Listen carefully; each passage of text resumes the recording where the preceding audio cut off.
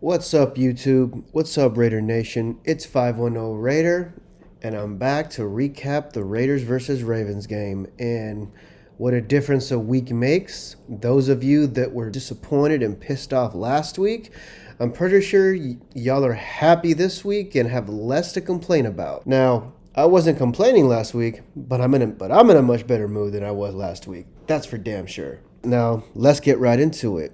And just like last week, I'm going to start with the negatives first. Only difference is it's not as much as last week. But my biggest issue in this game was, once again, the inconsistent play of the offensive line.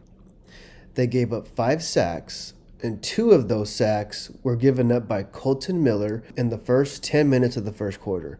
And the second sack he gave up, he didn't even block the damn defender. Dude needs to get it together because Gardner Minshew needs him so he can stay upright.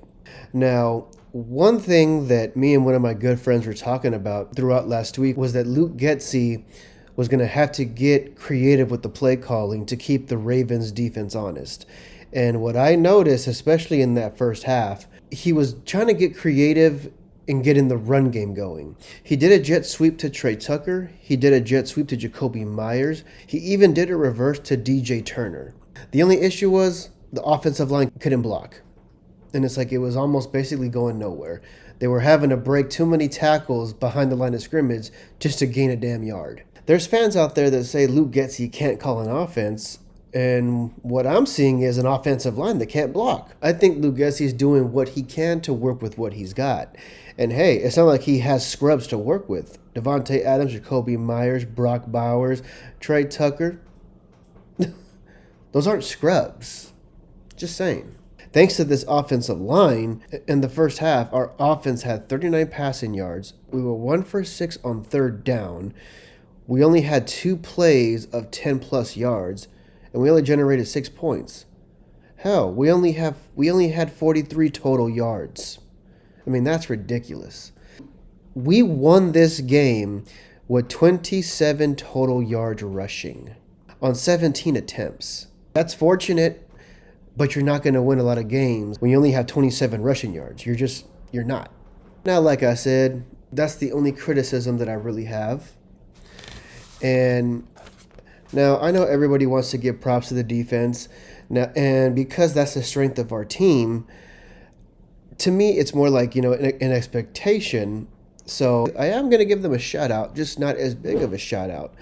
However, I want to give a shout out to Robert Spillane. He did his thing yesterday. When AP and Luke Getsy decided to go for it on 4th and 2 midway to the third quarter, and we failed to convert, as the Ravens took over, Robert Spillane was able to get an interception, which led to our game's first touchdown. Now, the interception wasn't the only play that he made. He did his thing in the run game. He also batted the pass down late in the fourth quarter that helped our defense get off the field. So, shout out to Robert Spillane. Played his butt off for us this week. Now, even though this was a possibility of being a combo of the Ravens' game plan and our defense doing their job, I still want to give props to the defense not allowing Lamar Jackson to go off running the football. Because those that know Lamar Jackson nationally and globally, they know him as being a running quarterback. And if his reads aren't there, if nobody's open, he will take off and run. That's basically his biggest strength. He's a running quarterback. And he did his thing running week 1 against the Chiefs, and I think John Harbaugh probably told him, we don't want you doing that every game, so, don't run as much.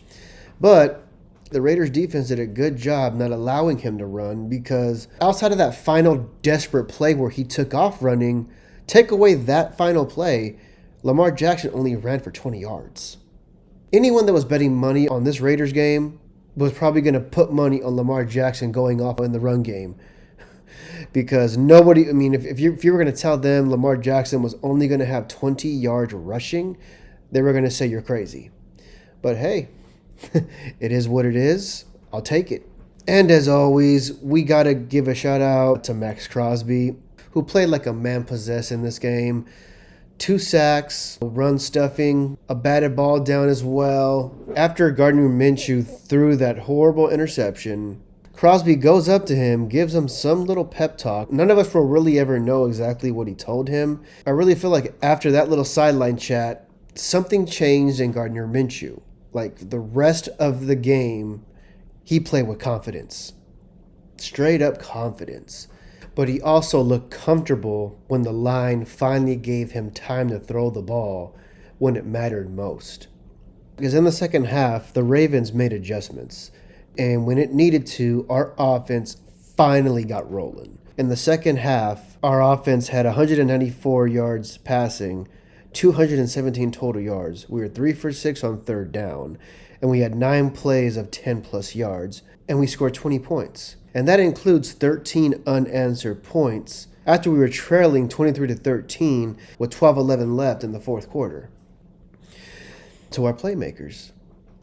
And these are the guys that I really want to give shout outs to. The first one I'm going to give a shout out to is the rookie Brock Bowers. Targeted 9 times, 9 receptions, 98 yards. Brock Bowers is having a historical first 2 games. He has 15 receptions these first 2 weeks. That is the most by any Raiders rookie in the first 2 games. And also, what makes that even more historical is those 15 receptions in the first 2 games are the most by a tight end in NFL history since 1960. Like I said, shout out to Brock Bowers. And of course, we got to give a shout out to our superstar wide receiver, Davante Adams. He had 9 catches for 110 yards and a touchdown, but in the fourth quarter alone, he had 4 receptions for 86 yards and that touchdown. And one thing that I took notice on his post-game locker room interview was when he told the media that his route on the touchdown catch, that originally wasn't the design look that was practiced throughout the week. The route that he ran, it wasn't the route that he intended to run, but Gardner Minshew stuck with him and still was able to deliver him the ball. But what I take from that is they're building trust. That's one important thing from a quarterback and a wide receiver is trust, and that's big. And there's a lot of you last week that were just bashing Gardner Minshew. Y'all need to get off of his case because he led the comeback this week. We got to give Minshew his flowers for this week. He really showed what he can do when he needs to step up and make a damn play. Like I said in the beginning, how we gave up 5 sacks. Well, on the 4th sack that we gave up that sack on a first down, and it backed us up 10 yards for 2nd and 20. It didn't faze Minshew. He got right back up on for the next play, and he gave a dart to Davante Adams for a first down. I want to say it was at least a good 25-yard gain. The very next on that play, he had time. The very next play, Gardner Minshew backed up, looked right, pumped, looked left, pumped again, stepped left into the pocket and delivered the sideline catch to Davante Adams. And that was the play that John Harbaugh challenged and lost. There was another play for Gardner Minshew. He sacked late in the fourth quarter on 2nd and goal, but it didn't faze him. Very next play, he got right back up, and this time he took a shot to Davante in the end zone, and he got the PI call. Set us up 1st and goal at the 1-yard line. And that was the second time in the game that he took a shot to Davante when Davante was covered. And it was the second time he got the PI call. That's the one thing that I was hoping Minshew would do in this game, and he did it twice. Take a shot to Davante even when he's covered. Because Davante covered is still open. Because, hey, the 2 worst things that can happen, interception or an incomplete pass. The 3 best things that can happen, pass interference, a catch, or a touchdown. Give him his flowers for this game, y'all. He completed 30 of 38 for 233 yards, a touchdown and an interception. Bad interception, I am going to acknowledge that. But hey, his touchdown pass was a great play call. I thought it was a run play that got stuffed. So, hey, shout out to him, man. He did his thing. He got his first quarterback win as a Raider. One thing that made me more happy about this win was as the day went on and I was watching all the rest of the games is, to me, I think our win is the biggest upset of the week.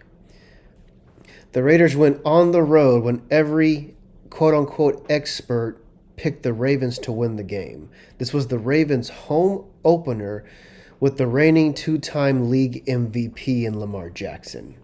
They're coming off a loss as well against the Chiefs last week on national television.